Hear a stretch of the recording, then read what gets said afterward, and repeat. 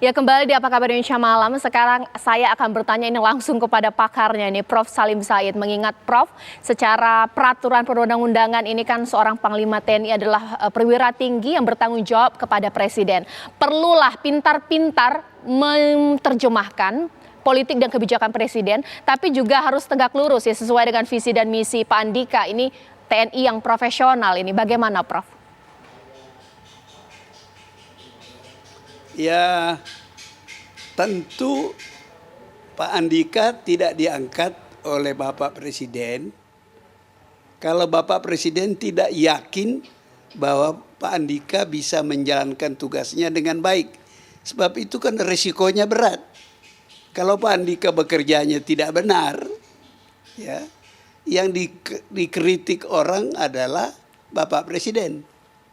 Jadi karena ini sudah dipilih oleh Bapak Presiden, saya kira sudah selesai ini urusan. Tidak mungkin Pak Jokowi memilih seorang jenderal, apalagi dalam keadaan waktunya mepet begini. Presiden tidak akan memilih seorang jenderal yang tidak dijamin oleh Presiden sebagai orang yang bisa menjalankan visi dan misi sang jenderal. Jadi saya tidak cemas, saya heran orang kok ribut membicarakan. Memang yang jadi soal adalah seperti dikatakan oleh, saya kira oleh Ibu Koni tadi, masa jabatan yang terbatas. Dan mestinya itu menjadi pemikiran Presiden dan orang yang kelak akan jadi Presiden. Supaya mengangkat panglima, jabatan-jabatan yang ditentukan oleh Presiden dengan memperhitungkan masa jabatan yang masih ada waktunya. Kalau tidak repot lagi nanti 1 tahun sekian repot lagi. Kasihan presidennya.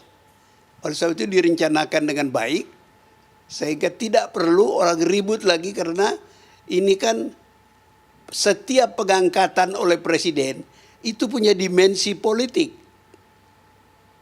Kenapa si A bukan si B? Nah itu untuk supaya presiden tidak kelelahan, kecapean, dan kita anggota masyarakat tidak diberi tambahan pekerjaan ikut memilih Panglima TNI. Makanya untuk itu agar presiden, staf presiden memperhitungkan dengan baik masa jabatan sehingga tidak kejadian bahwa kita berspekulasi panglima yang waktunya terbatas akan memberi pekerjaan lagi kepada presiden untuk memilih atau memperpanjang masa jabatan. Itu capek itu presidennya. Untuk itu janganlah itu kejadian lagi supaya kita juga yang dianggap pengamat jangan diteleponin terus, dimintai pendapat. Kan kita tidak tahu sebab yang mengangkat itu adalah presiden. Jadi supaya presiden mengatur jangan kejadian masa jabatan menjadi bahan perdebatan. Diperpanjang apa tidak? Begitu. Begitu saya kira. Baik. Yang harus dipikirkan oleh Bapak Presiden. Ya, Prof, ini menarik mengingat masa jabatan yang 400 hari dari Jenderal Andika Perkasa. Saya mau tanya juga ini ke Pak Syarif Hasan. Karena dari koalisi LSM ini juga mempertanyakan, ini sebenarnya fit and proper test karena calonnya adalah tunggal. Apakah sekedar formalitas padahal DPR ini sebenarnya punya hak tolak ini. Bagaimana Pak Syarif Hasan? Saya pikir kami menjalankan tugas sesuai dengan undang-undang itu melakukan secara penuh disiplin dan tegas bahwa fit and proper test yang kami lakukan adalah sesuai yang ekspektasi yang diharapkan. Nah, mengapa sekali lagi memang untuk mengajukan seorang calon panglima itu kan hak prerogatifnya presiden. Diajukan ke satu nama juga adalah merupakan hak dari presiden. Kami hanya menilai tentang kompetensi dan kapasitas apakah memang dia layak untuk menjadi seorang Panglima atau tidak. Nah, kami melakukan pendalaman tadi siang dengan Pak calon Panglima TNI, dan semua pertanyaan yang kami ajukan dijawab dengan tegas oleh Pak Andika. Salah satu yang menarik seperti ini saya sampaikan menyangkut masalah kesejahteraan prajurit. Saya mengatakan pada saat saya memberikan pertanyaan, kesejahteraan prajurit dengan hanya 60.000 per hari untuk lauk pauk, apakah cukup untuk menjamin kesejahteraan prajurit? Apakah cukup untuk kebutuhan dia memenuhi kalori yang dibutuhkan? Nah, beliau mengatakan ya sebenarnya kalau saya akan menjalankan tugas sesuai dengan kemampuan yang dimiliki, otoritas yang saya miliki. Kalau saja kita tidak bisa mengatakan bahwa anggaran tidak cukup. Tapi bagaimana keberpihakan? Kalau Komisi 1 menetapkan bahwa anggaran lauk pauk itu dinaikkan jadi 80.000 atau 100.000, maka saya harus penuhi semua itu.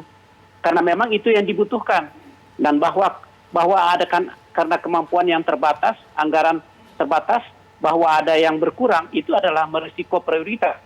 Dari sini saya melihat bahwa ada keberpihakan kepada prajurit, dan saya pikir itu bisa dilakukan sesegera mungkin. Nah, yang saya juga melihat bahwa komitmen beliau di dalam hal penegakan hukum. Beliau mengatakan pendekatan sosial ekonomi kepada masyarakat itu bisa diikuti dengan tindakan hukum. Kita bisa akan melihat apakah prajurit ada melakukan kesalahan. Kalau melakukan kesalahan, maka kita harus melakukan tindakan tegas. Ini juga satu ketegasan yang patut untuk kita apresiasi. Nah, yang terakhir juga dia mengatakan bahwa menyangkut masalah wewenang TNI, ya kan? Wewenang TNI akan dikoordinasi sesuai dengan perundang-undangan. Nah, ini juga harus dikoordinasikan dengan bagus. Ini yang saya cukup apresiasi, karena dia mengatakan seorang perwira di lapangan itu harus mendetail sehingga mengetahui apakah kebijakan itu betul-betul tepat sasaran atau sesuai dengan undang-undang atau bagaimana. Nah, ini karena kebanyakan dikatakan bahwa setiap pelaksana di lapangan itu biasanya komandannya tidak terlalu mendetail, sehingga ada salah persepsi menerima komando dari atas, sehingga ini yang membuat terjadi pembiasan. Artinya apa? Beliau ini orang lapangan, mengerti betul bagaimana situasi di lapangan. Nah, sekarang berada di titik puncak, maka berarti seseorang kemampuan di dalam mengelola persoalan di lapangan itu sangat dimiliki oleh beliau. Jadi kami cukup melakukan pendalaman yang luar biasa. Nah, begitupun juga tentang diplomasi. Betul-betul beliau mengelaborasi bagaimana harus melakukan diplomasi terhadap negara-negara tetangga demi untuk mempertahankan NKRI. Jadi terus terang saja cukup mendalam sekali pendalaman kami tadi, ya, dan hampir semua fraksi setuju bahwa memang Pak Andika patut untuk menjadi Panglima yang baru. Saya pikir itu mudah-mudahan sukses dengan sekalipun dalam waktu yang sangat terbatas. Baik, nanti sesaat lagi saya penasaran ingin bertanya kepada Ibu Kony, bahkan juga Prof. Salim Said mengenai Wakil Panglima TNI. Seperti kita ketahui, sebuah perpres ditandatangani di Oktober 2019, ada jabatan Wakil Panglima TNI di sana. Sampai sekarang belum terisi, tapi sudah mulai ini selentingan-selentingan keluar bahwa akan diisi sebentar lagi. Sesaat lagi.